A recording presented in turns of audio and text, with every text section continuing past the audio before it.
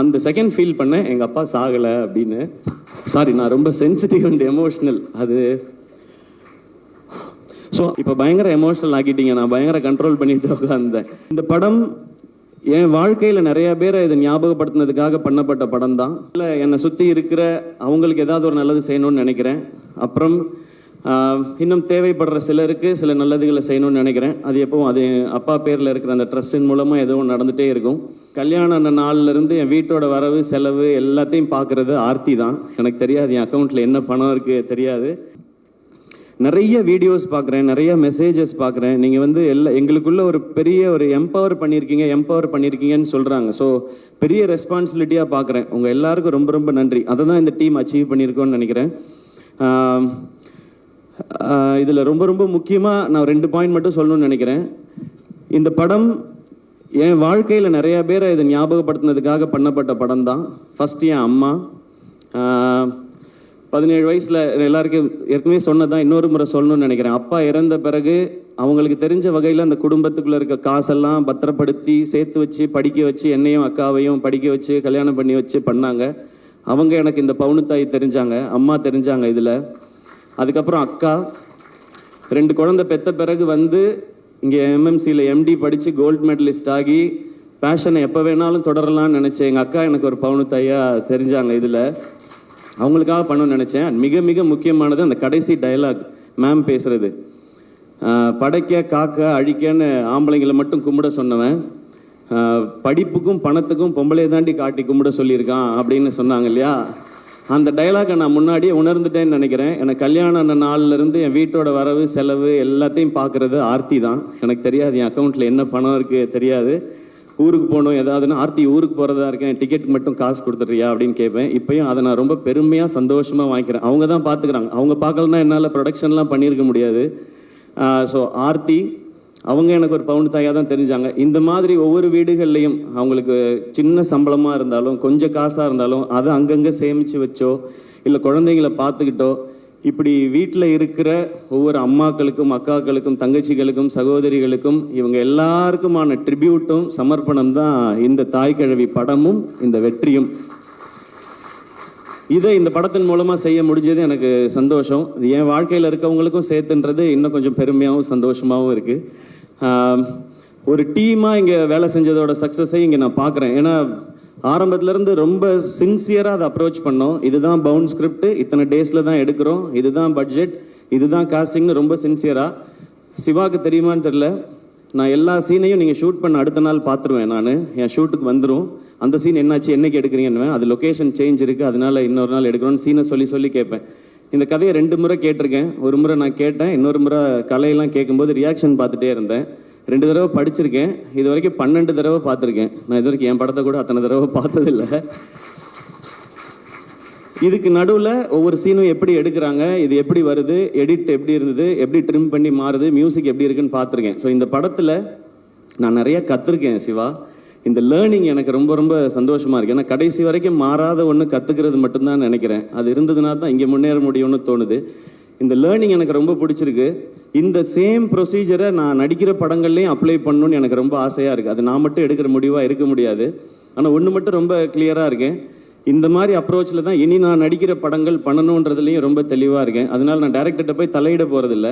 ஒவ்வொரு விஷயமும் தெளிவாக, ஒரு பவுண்ட் ஸ்கிரிப்ட்னா இவ்வளோ பேஜ் இவ்வளோ இருந்து தான் பண்ணணுன்னு கேட்கலாம். நீங்கள் இப்படி பண்ணால் பிளாக் பஸ்டர் ஆகிடுமா படம்னு, அது நமக்கு தெரியாது. நம்ம ப்ராசஸ் தான் பண்ண முடியும், ரிசல்ட் மக்கள் கையில் தான் இருக்குது. ஆனால் ப்ரொடியூசரோட காசை வேஸ்ட் பண்ணாமல் படம் பண்ண முடியும். அந்த மிச்சமாகிற அந்த காசு அந்த ப்ரொடியூசருக்கு இன்னொரு படம் பண்ணுறதுக்கு ஹெல்ப் பண்ணலாம், இல்லை அந்த காசு நம்ம படமே இன்னும் கொஞ்சம் பெருசாக பண்ணுறதுக்கு இருக்கலாம். ஸோ அதை நான் ஃபாலோ பண்ணணும்னு நினைக்கிறேன்.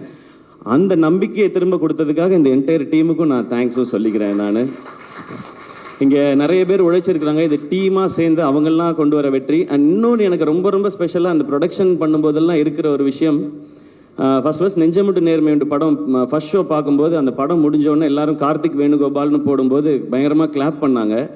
அப்போ அவங்க அப்பா ரொம்ப எமோஷனல் ஆகி கார்த்திக் வேணுகோபாலை கட்டி பிடிச்சிட்டார். அவர் ரொம்ப ஸ்ட்ரிக்ட் அவர்கிட்ட.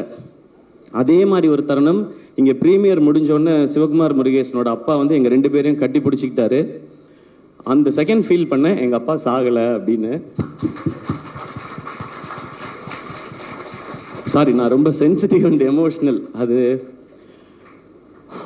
ஸோ அது கிடைச்சதெல்லாம் தான் எனக்கு ரொம்ப ரொம்ப பெரிய இது ஒரு நிறைவை கொடுக்குது எனக்கு. அமரன் மாதிரி வெற்றி, தாய்க்கிழவி மாதிரி வெற்றி, கணா மாதிரி வெற்றி வரும்போது ஒரு நிறைவையும் ஒரு அமைதியையும் கொடுக்குது. அந்த அமைதி இன்னும் ஒழுங்காக வேலை செய்யணுன்றதை சொல்லிக்கிட்டே இருக்கு. நிச்சயமாக செய்வோம். ஏன்னா இங்கே வெற்றிங்கிறது விளையாட்டில் கூட விளையாட்டாக வராது. அதுக்கு உழைக்கணும், அதுக்கு ஒரு டீமாக உழைக்கணும். அந்த மாதிரி உழைச்சா வெற்றி எப்பயுமே சாத்தியப்படுங்கிறது இந்த மேடை திரும்ப சொல்லி கொடுத்துருக்கு. அண்ட் என்னோட ஃபேன்ஸான பிரதர்ஸ் அண்ட் சிஸ்டர்ஸ், இது அண்ணன் படம் தான் அப்படிங்கிறத மாதிரி எடுத்துகிட்டு போய் கிரவுண்ட்லேயும் சரி, சோஷியல் மீடியாலையும் சரி, இன்னைக்கு வரைக்கும் அதை நீங்கள் செலிப்ரேட் பண்ணிட்டே இருக்கீங்க. அதுக்கு ரொம்ப ரொம்ப ரொம்ப ரொம்ப நன்றி. அடுத்து சேயோன் சிவாவோட தான். மேம் சொன்ன மாதிரி இன்னும் கொஞ்சம் கரெக்டாக வேலை பார்த்து அதை இன்னும் கொஞ்சம் நல்லா பண்ணணும். அதுக்கு இன்னும் கொஞ்சம் டைம் எடுத்துக்கிறோம். இந்த மாதம் ஷூட் போகிறதா இருந்துச்சு. பட் இந்த மாதம் இந்த படத்துக்கான வேலையில் சிவாவும் இருந்ததுனால சரி அவரை ப்ரெஷர் போடக்கூடாதுன்னு டைம் எடுத்து அழகாக பண்ணுறோம். நெக்ஸ்ட் மந்த் தான் போகிறோம். அதுவும் நல்லபடியாக நடக்கும். அண்ட் எஸ்கே ப்ரொடக்ஷன், இந்த படம் லாபகரமான படம்னு சொன்னேன்.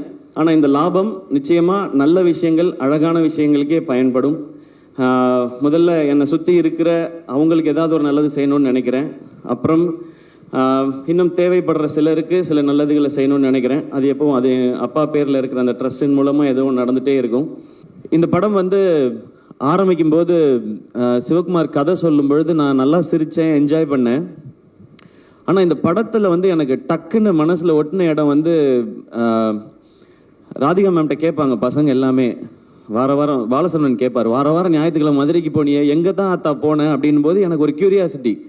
என்ன பண்ணியிருப்பாங்க அங்கே போய் ஏதாவது பணம் சம்பாரிச்சிருப்பாங்களா, ஏதாவது வேலை ஏதாவது பார்த்துருப்பாங்களா, தொழில் இல்லை அங்கே ஏதாவது காசு கிடச்சிருக்குமா, என்னென்னமோ யோசிச்சு பார்த்தேன். அவர் ஓப்பன் பண்ண விதம் அவங்க அழகாக பொறிக்கடலை சாப்பிட்டுட்டு ஜாலியாக வராங்கன்னாரு. அந்த இடத்துல இருந்து எனக்கு மைண்ட் ஒரு மாதிரி ஆயிடுச்சு. ஏன்னா எல்லாரும் ஓடிக்கிட்டே தான் இருக்கோம். நமக்குன்னு நம்ம வாழ்க்கையில் 5 நிமிஷமாவது ஸ்பெண்ட் பண்ணுறோமான்றத அந்த இடத்துல ஆரம்பிச்சாரு சிவா. அது எனக்கு இப்போ சொல்லும்போது எனக்கு சிலிருக்குது. அங்கே ஆரம்பித்து அந்த கதை போயிட்டே இருந்துச்சு. அந்த இடத்துல முடிவு பண்ணிட்டேன், இது பயங்கரமான தாட்டுன்னு. ஏன்னா முதல்ல நம்ம சந்தோஷமாக வச்சுக்கிறது தான் முதல் இதுன்னு நினைக்கிறேன். இந்த வாழ்க்கையில் நம்ம என்னைக்காவது எவ்வளவு நாள் வாழ்க்கையில் நம்ம சந்தோஷமாக இருந்திருப்போம், இல்லை எத்தனை முறை நம்ம நிம்மதியாக ஃபீல் பண்ணியிருப்போம். அப்பாடா ஓகே. ஏன்னா பிரச்சனை இருந்துக்கிட்டே தான் இருக்க போகுது. அதுக்கு நடுவில் நம்மளை சந்தோஷப்படுத்திக்கிறதுன்னு ஒன்று இருக்குல்ல, அதை இந்த படத்தில் சிவா சொல்லும் போதுலேருந்து எனக்கு இந்த படத்தோட பெர்ஸ்பெக்டிவே மாறிடுச்சு. அப்படியே கடைசியாக பேசின வரைக்கும் அப்போ முடிவு பண்ணது தான் இந்த படத்தை பண்ணியே ஆகணும் அப்படிங்கிறது. அண்ட் அந்த சீன் சொன்ன உடனே சிவா நீ பயங்கரமான ஆலியா, கதை சொல்லும்போது ரொம்ப சாஃப்டாக அப்படி தான் இருக்கும். கதை சொல்லும்போது ரொம்ப ரொம்ப ரொம்ப தூரத்தில் இருந்தாலும் இந்த கதை கேட்கவே கேட்காது, பக்கத்தில் போய் தான் கேட்கணும். அன்னைக்கு ஆரம்பிச்சது. அன்னையிலேருந்து நான் இந்த படம் ஜெயிச்சிரும், ஓடிரும், லாபம் வந்துடும் அந்த ஆங்கிள்குள்ளே நான் இல்லவே இல்லை.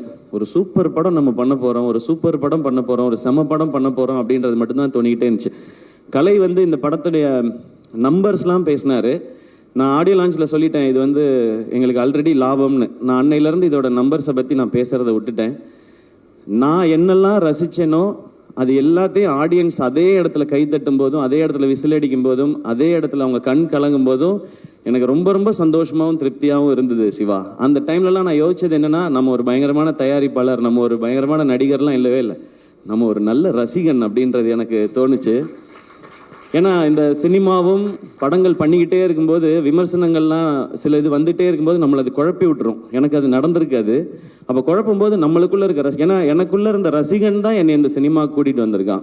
வேற யார் கூட்டிகிட்டு வருவான்? அந்த ரசிகன் தான் கூட. அவன் கரெக்டாக இருக்கானா, அவன் அலைவாக இருக்கானான்றதுல எனக்கு ஒரு குழப்பம் இருந்துகிட்டே இருந்துச்சு. அந்த குழப்பத்தை மொத்தமாக தீர்த்தது இந்த தாய்க்கிழவியும் சிவகுமார் முருகேசனும் தான். எப்போவுமே நல்ல ரசிகனாக இருக்கணும்னு நினைக்கிறேன். அது இந்த படம் ஆரம்பத்துலேருந்து எனக்கு கிடச்சிட்ருக்கு. இந்த கதையை நிஜமாக்கிய அதுக்கப்புறம் சுதன் வந்தார், பேஷன் ஸ்டுடியோஸ். அவர் ஒரு 4850 படம் ப்ரொடியூஸ் பண்ணிகிட்டு இருக்காரு. அதில் ஒரு படமாக இந்த படம் இருக்குது. அவருக்கு ஞாபகம் இருக்குமான்னு தெரியல. இந்த ஃபங்க்ஷன் அடிக்கடி வைக்கிறது காரணமே சுதன், நீங்கள் தான் இந்த படத்தோட ப்ரொடியூசர், இந்த படத்தில் நீங்களும் இருக்கீங்க, வாங்க ஃபங்க்ஷனுக்கு வந்துட்டு போங்க, நான் சிவா வந்துட்டு போகிறேன் அப்படின்னு சொல்லி வந்துட்டு போவார். காலையில் ஒரு பூஜை போடுவார், சாயங்காலம் ஒரு சக்ஸஸ் மீட் போவார், அந்த மாதிரி இருக்கார். ஸோ சுதன் உள்ளே வந்தோடனே அவரும் பயங்கர எக்ஸைட் ஆகிட்டார் இந்த படத்தை பற்றி.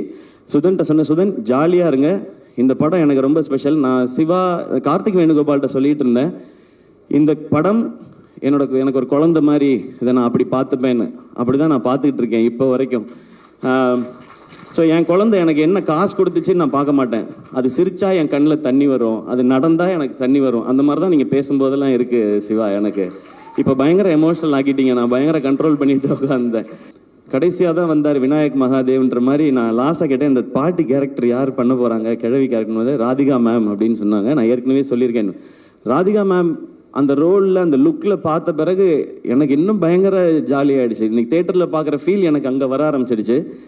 இந்த மாதிரி ராதிகா மேமோட இவ்வளோ எக்ஸ்பீரியன்ஸையும் சேர்த்து தான் இந்த படத்துக்கு கொண்டு வராங்க. அவங்க இந்த படத்துக்கு அந்த உழைப்பு மட்டும் இல்லை, இவ்வளோ வருஷம் நீங்கள் உங்களுடைய ஒர்க் மேம், உங்களோட நீங்கள் லெஜெண்டரியாக பண்ணியிருக்க விஷயங்கள் எல்லாத்தையும் சேர்த்து இந்த படத்துக்குள்ளே கொண்டு வரீங்க.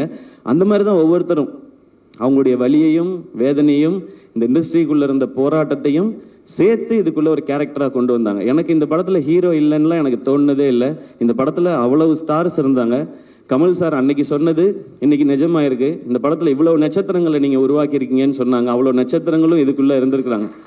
ஸோ நீங்கள் எல்லாரும் சேர்ந்து இதை வந்து ரொம்ப ஒரு ஸ்பெஷல் ஃபிலிமாக ஆக்கிட்டீங்கன்றது எனக்கு ரொம்ப சந்தோஷம். ஜார்ஜ் மரியான் அண்ணன், முத்துக்குமார் அண்ணன், எல்லாருமே, சாரி நான் பேர் சொல்லாமல் விட்டுறக்கூடாது. அப்புறம் நம்மளுடைய மியூசிக் டைரக்டர் நிவாஸ் பிரசன்னா, எப்போ ஹீரோவாக போகிறீங்கன்னு கேட்டவுடனே கூலிங் கிளாஸ் போட்டு உட்காந்துட்டாப்புல. மிஸ்கின் சார் மாதிரி வேற எங்கேயோ பார்த்துக்கிட்டே இருக்காப்புல. அவர் ஹீரோவாக போகிறீங்களான்னா இல்லைன்னு சொல்ல, இப்போதைக்கு இல்லைன்னு தான் சொல்லியிருக்கிறாரு. ஸோ சீக்கிரத்தில் ஹீரோ ஆகிடுவாருன்னு நினைக்கிறேன். அதுக்கு நீங்கள் மியூசிக் பண்ணுவீங்களா எங்கள் படத்துக்கு? ஓகே, தேங்க்யூ நிவாஸ், ஒரு அமேசிங்கான ஒர்க். லிரிசிஸ் எல்லாருக்கும் ரொம்ப ரொம்ப நன்றி. தமிழக மக்கள் எல்லாருக்கும் எங்களுடைய மனமார்ந்த நன்றிகள். இது வந்து உங்களுடைய ஃபேமிலியில் சம்மந்தப்பட்ட ஒருத்தருடைய கதையாக நீங்கள் கொண்டாட ஆரம்பித்ததும், அதை பற்றி வெளியில் வந்த ஒரு பாசிட்டிவ் வேர்ட் ஆஃப் மவுத்தும், அதுதான் இந்த படத்தை இவ்வளோ பெருசாக ரீச் ஆகியிருக்கு. பட் அவங்கள்ட்ட கொண்டு போய் சேர்த்தது ப்ரெஷ் ஷோ. நாங்கள் ரொம்ப ரொம்ப பிலீவ் பண்ணது இந்த படத்தை எப்படி கொண்டு போய் சேர்க்கறதுன்னு போது, ப்ரெஸ்ஸுக்கு ஷோ போடுவோம், மீதி அவங்க பார்த்துப்பாங்க கலை அப்படின்னு நான் சொன்னேன். அதனால தான் ப்ரெஷ் ஷோ வந்து ஃபேமிலி ஷோவாக ஏற்பாடு பண்ணோம். அங்கே நான் வந்து சிவா சொன்ன மாதிரி ஃபீட்பேக் பார்க்க போனது, இங்கே இவங்க என்ஜாய் பண்ணிட்டாங்கன்னா இதுதான் தமிழ்நாடு ஃபுல்லாக நடக்க போகுது அப்படின்றது தான் அன்னைக்கு நான் பார்க்கறதுக்காக நான் துடிச்சிட்டே இருந்தது. அன்னைக்கு நீங்கள்லாம் கொடுத்த வரவேற்பும், நீங்கள் அதுக்கப்புறம் இதை பற்றி எழுதின விதமும், அது வந்து மக்கள்கிட்ட கொண்டு போய் சேர்த்துச்சு. மக்கள் இப்போ அந்த படத்தை எடுத்துக்கிட்டாங்க. இங்கே நாங்கள் படத்தோட வெற்றியை நாங்கள் கொண்டாடிட்டு இருக்கோம். ஸோ பத்திரிகை, தொலைக்காட்சி, இணையதள நண்பர்கள் எல்லாருக்கும் எங்களுடைய மனமார்ந்த நன்றிகள், நீங்கள் கொடுத்த இந்த சப்போர்ட்டுக்கு.